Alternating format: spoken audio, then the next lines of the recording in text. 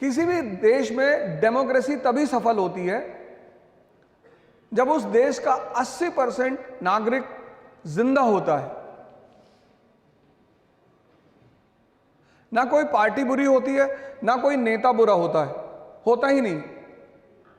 और भारत जैसे देश में जहां का राजा कौन? आप। We the people of India solemnly resolve. दूसरा मेरा रिक्वेस्ट, पहला रिक्वेस्ट यह है कि आप अपने दिमाग को जिंदा करिए। वो आंसर सही था कि पहला जो एफिलिएशन था वो बॉम्बे से था, पहला एफिलिएशन इस कॉलेज का बॉम्बे से था, दूसरा हुआ इलाहाबाद से। वो आंसर सही था। उस पॉलिसी का नाम है warm water policy. Warm water, warm, गर्म जल नीति।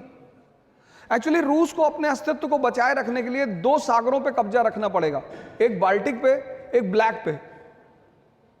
बाल्टिक उसका दरवाजा है यूरोप में जाने के लिए, और ब्लैक उसका दरवाजा है सिल्क रूट पे आने के लिए, एशिया में। क्रीमिया जो है वो उसका ऑइसोफेगस है, फूड पाइप।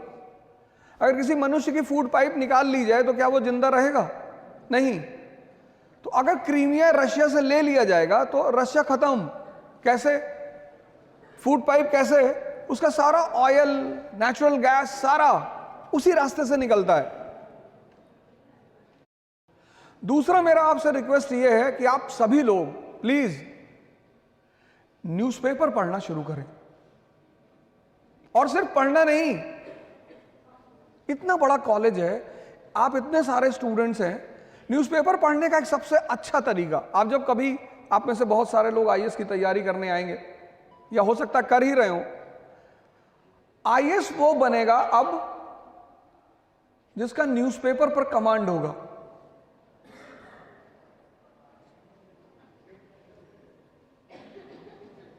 न्यूज़पेपर मात्र न्यूज़पेपर नहीं होता, वो दर्पण होता है आईआर का। दर्पण, शीशा, आईआर मतलब इंटरनेशनल रिलेशन। वो दर्पण होता है समाज का। कन्या विद्या धन योजना सरकार लेकर आई, तो अब उस योजना का उद्देश्य सरकार को किसको बताना है? जनता को। जनता और सरकार के बीच में कौन मीडिएटर है? प्रेस। इसीलिए डेमोक्रेसी का जो चौथा स्तंभ है वो है प्रेस। और जिस देश में प्रेस की स्थिति मजबूत होगी और जनता जागरूक होगी, वो पता करेगी कि हमारा राजा, हमारा प्रतिनिधि, राजा नहीं, हमारा प्रतिनिधि हमारे लिए क्या कर रहा है। आपने अपने नौकर को 100 रुपए दिया कि जाओ बाजार से सब्जी ले आओ, तो जब वो लौट कर आया तो आप हिसाब मांगेंगे ना।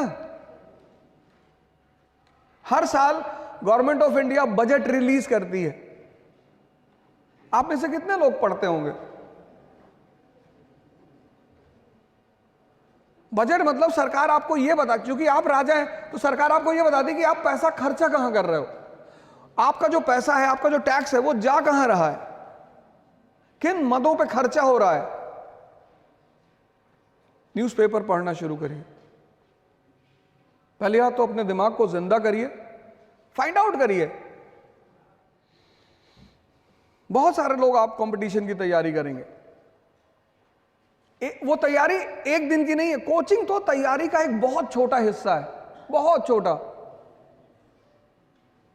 कोचिंग का रोल कितना? 20%, उससे ज्यादा नहीं होता किसी भी कोचिंग का। किसी भी कोचिंग का जो रोल होता है वो 20% होता है। आज तो मतलब ऐसा लग रहा है कि सब कुछ कोचिंग ही कराएगी, इसलिए जो 90% कोचिंग के भरोसे जाते हैं वो बैठे ही रहते हैं। सिर्फ 20% रोल कोचिंग का होता है। वो कौन सा रोल होता है? जब आप किसी परीक्षा में जाते हैं तो उस परीक्षा की एक आवश्यकता है, उसकी एक संरचना है, उसका एक तरीका है। अब भीष्म पितामह से बहुत सारे लोग लड़े, उनको नहीं पता था कि शिखंडी को सामने खड़ा करना है। अगर उनको पता होता तो वो भी हरा देते भीष्म पितामह को। अब रावण से बहुत लोग लड़े, उनको नहीं पता था कि मारना कहां है। अगर एक बच्चे को पता होता कि रावण की जान नाभि में है, डाल के घुमा देता।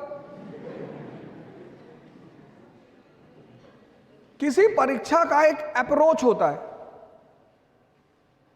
आईएएस में प्रीलिम्स क्या है, मेंस क्या है, इंटरव्यू क्या है, कोचिंग आपको इस पैरामीटर पे पढ़ाती है। बस पहला काम ये करती है। दूसरा